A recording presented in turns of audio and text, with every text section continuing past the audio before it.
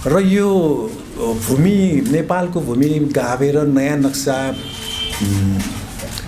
ल्याएपछि अब यहाँ विवाद के आयो भन्दाखेरि भारतले पहिलेदेखि विवादित भनेर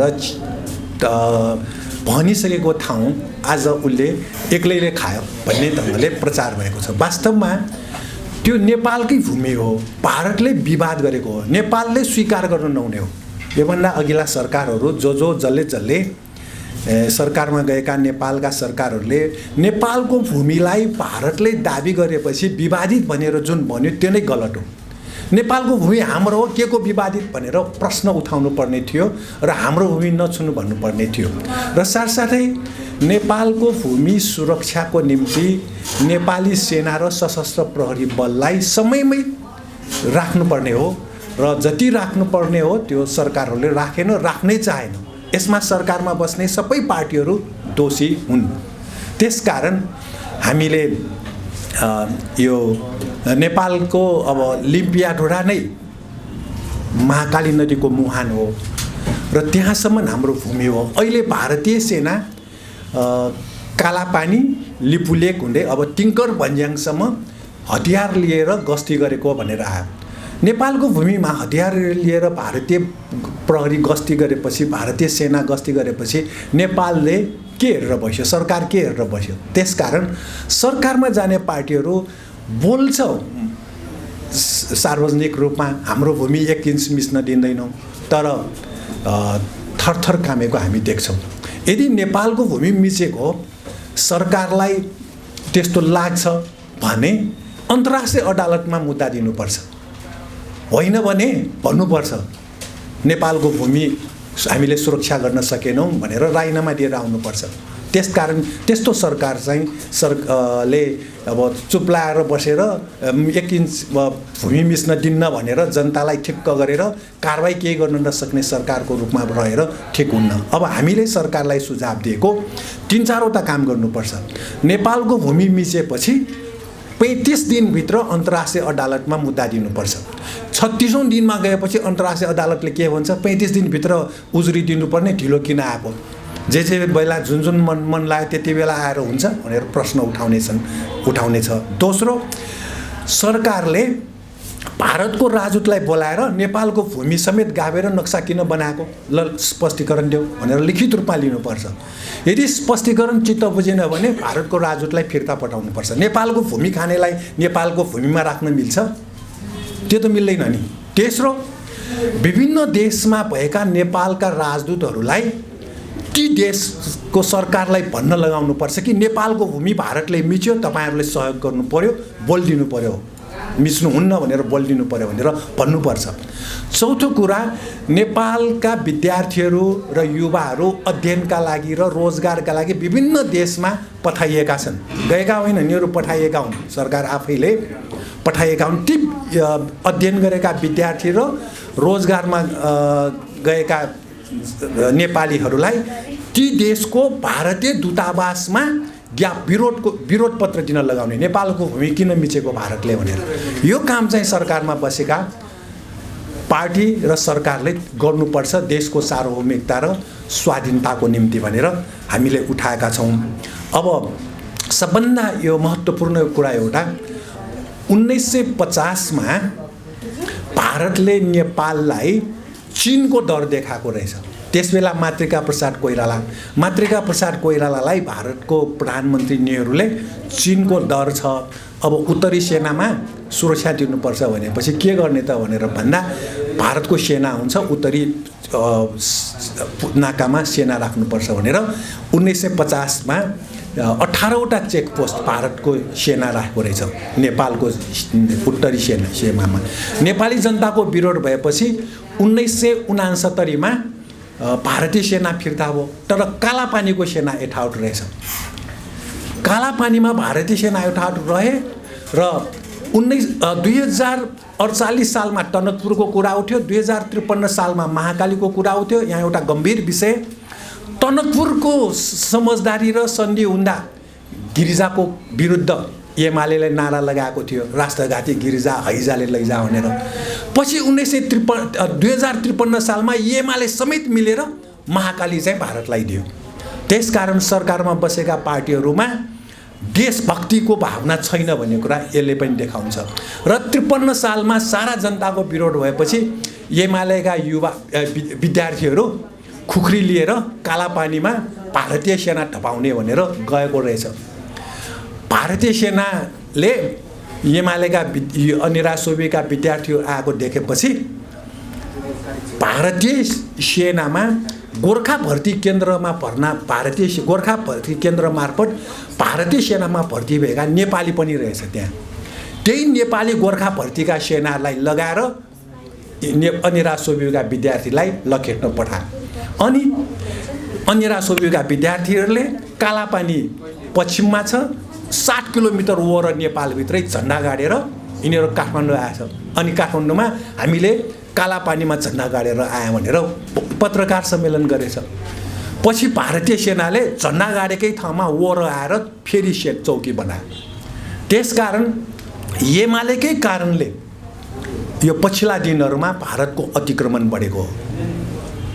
यो विषय चाहिँ हामीले जनतालाई स्पष्टसँग भन्नुपर्छ र सम्झाउनु पर्ने हुन्छ। र अब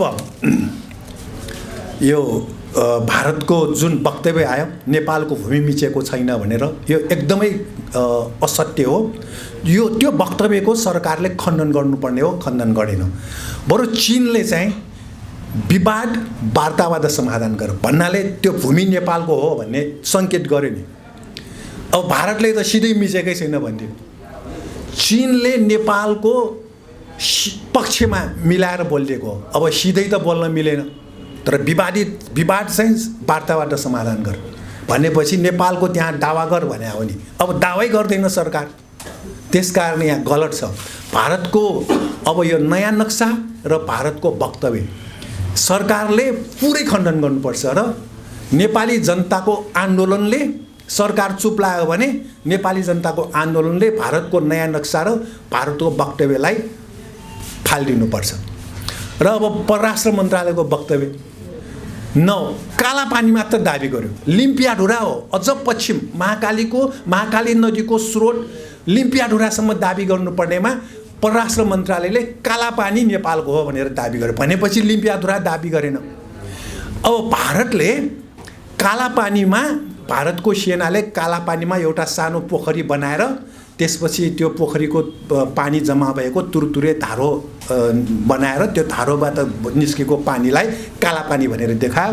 2053-54 सालमा सरकारमा बसेका र प्रमुख प्रतिपक्ष नेपाली कङ्ग्रेस र एमाले दुवैले त्यही तुरतुरे धाराबाट निस्केको पानीलाई महाकाली नदीको मुहान भनेर पत्यायो। त्यहीदेखि भारत अझ अगाडि बढेको हो। आफ्नो 2053 साल साउन 14 गते भारतसँगको महाकाली सन्धि नेपालले अनुमोदन गरेको थियो संसदबाट 2/3 बहुमतबाट। त्यसमा हाम्रो पार्टीको तर्फबाट विरोध भयो। त्यसबेला महाकाली नदीको मुहान कुन हो भन्ने कुरा निर्कलै नगरिकन महाकाली सन्धि गर्यो। अहिले यो विवाद बढ्यो। त्यति बेलै भन्नुपर्ने नि महाकाली सन्धि त गर्ने, त्यत्रो ठुलो खोला छ, त्यो खोलाको पानीको बारे सन्धि गर्दा त्यो मुहान कहाँ छ, त्यो कसकोमा पर्छ भनेर सरकारमा बस्ने र प्रमुख प्रतिपक्षले सोच्नु पर्दैन। त्यसकारण सरकारमा पालो जानको निम्ति सत्तापक्ष र प्रमुख प्रतिपक्ष नेपाली कङ्ग्रेस र एमालेले 2046 सालपछि पञ्चायतले जस्तै देश विरोधी र जनता विरोधी काम गर्दै आएको छ। र यो देश विरोधी र जनविरोधी पार्टीहरूलाई जनताले ठेगान नलागेसम्म देश अगाडि बढ्ने स्थिति छैन। एकजना पूर्व मन्त्रीले बोलेको छ, जेलमा बसेका यी नेताहरू जेलबाटै एसएलसी आइए बिए पास गर्छन्, अब पढे लेखेको राम्रो छैन, नेतृत्वमा छ, अब यस्ता नेताहरूबाट देश विकास हुँदैन भनेर एउटा शिक्षा मन्त्री पहिलेकाले बोलेको छ।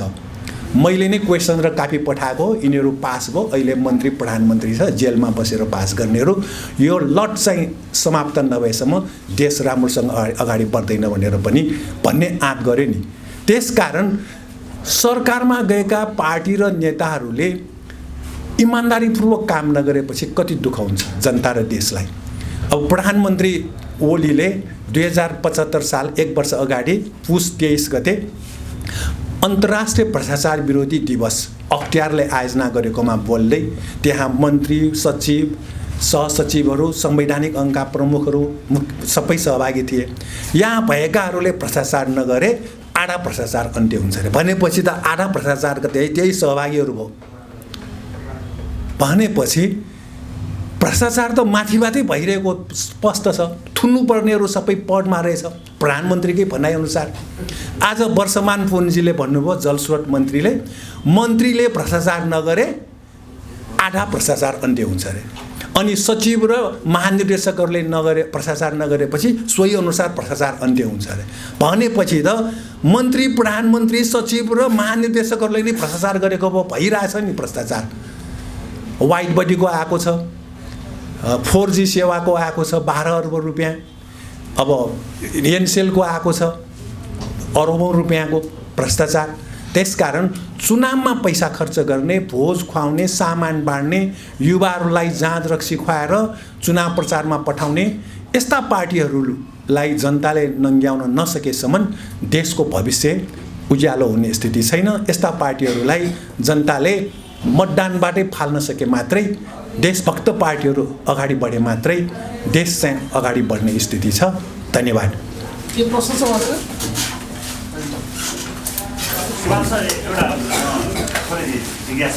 हस् ल भन्नुहोस्। अहिले नेपालमा आएका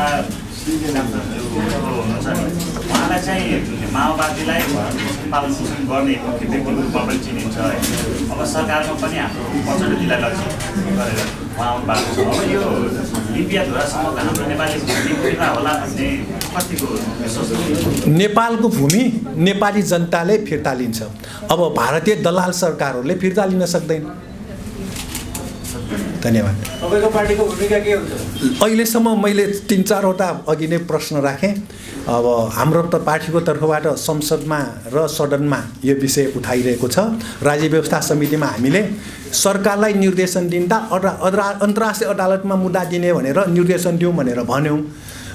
त्यो खेसरामा अन्तर्राष्ट्रियकरण गर्ने भन्ने कुरा थियो। अनि पुष्पकमल दाहालजीले बोल्नुहुँदा अहिले हामीले अन्तर्राष्ट्रियकरण भन्न मिल्दैन, कुटनीतिक तहबाट वार्ता गर्ने भनेर लेख्नुपर्छ भनेपछि अन्तर्राष्ट्रियकरण हटाइयो। त्यसकारण हामीले त्यसमा मतभेद जनायौँ। हामीले मैले किन बोले दोहोरो तेह्रो त्यहाँ निर्णय सुनाउँदा यो मिलेन भनेर म एक्लैले प्रतिवाद गरेको। त्यसकारण प्रतिवाद छ, त्यहाँ रेकर्ड होला, तपाईँहरूले हेर्नु होला। त्यसकारण हाम्रो तर्फबाट देशको निम्ति, जनताको निम्ति कसैसँग हामी सम्झौता गर्दैनौँ। र भारतीय विस्तारवादले सुस्ता अतिक्रमण गर्दा 2022 सालमा सुस्ता अतिक्रमण गरेको, 2025 सालमा नेपालमा नेपाल मजदुर किसान पार्टीकै अग्रजहरूले सडक आन्दोलन पहिलो पटक गरेको थियो। त्यसकारण हामी सुरुदेखि नै हाम्रो देशको निम्ति, देशको सार्वभौमिकता र स्वाधीनता रक्षाको निम्ति भारतीय विस्तारवादको विरुद्ध सङ्घर्ष गर्दै आएका छौँ। हाम्रो त्यो सङ्घर्ष चालु रहन्छ। धन्यवाद। जस्तो अब विभिन्न नेकपाका नेताहरू लगायत सरकारमा रहेको नेताहरूले चाहिँ यसलाई अन्तर्राष्ट्रियकरण नगरौँ भन्नुभएको छ। तर अहिले तपाईँले भने जस्तो दलाली सरकारले चाहिँ कालापानी लिङ्क प्रोजेक्ट चाहिँ फिर्ता गर्दैन भन्ने भन्नुभएको छ। अब नागरिक स्तरबाट यो अन्तर्राष्ट्रियकरण गर्ने समय आएको होइन, फिर्ता जरुर गर्नुपर्छ भारतले नेपालको भूमि।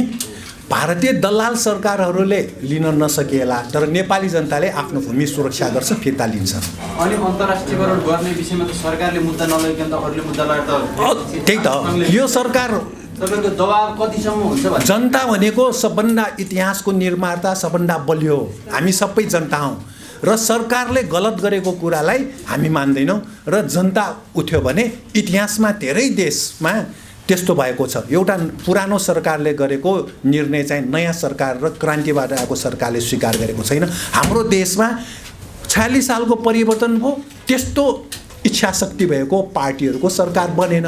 राणा शासन समाप्त भयो 60 सालमा, त्यसपछि बनेको सरकारले पहिलेको सुगौली सन्धि लगायत त्यस बेलाको सबै नेपालको अधिकार स्थापित गर्न सकेन।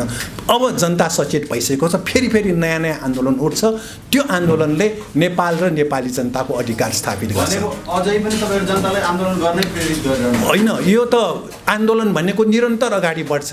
र पञ्चायतको 30 वर्षमा जे जस्तो विकृति देखियो अहिले त्योभन्दा बढी देखिएको छ। त्यसकारण अहिले आन्दोलन बाहेक उपाय नै छैन र सरकारमा बस्ने पार्टीहरूले राजनीतिक आन्दोलन सिद्धियो विकास निर्माण गर्ने त्यो त भागभण्डा गरेर खाने भने हो उनीहरूको, जनताको लागि होइन। त्यसकारण जनता सचेत हुनैपर्छ। तपाईँको मानेमा जनताको दिनचर्या भनेको आन्दोलन नै होइन, आफ्नो अधिकार दिनचर्या होइन, आफ्नो अधिकारको निम्ति आफ्नो देशको निम्ति नगरी हुन्न भनेको अब चाहिँ विरोधका लागि मात्रै विरोधका लागि होइन, हाम्रो अधिकार स्थापित गर्नको लागि, देशको सुरक्षाको लागि।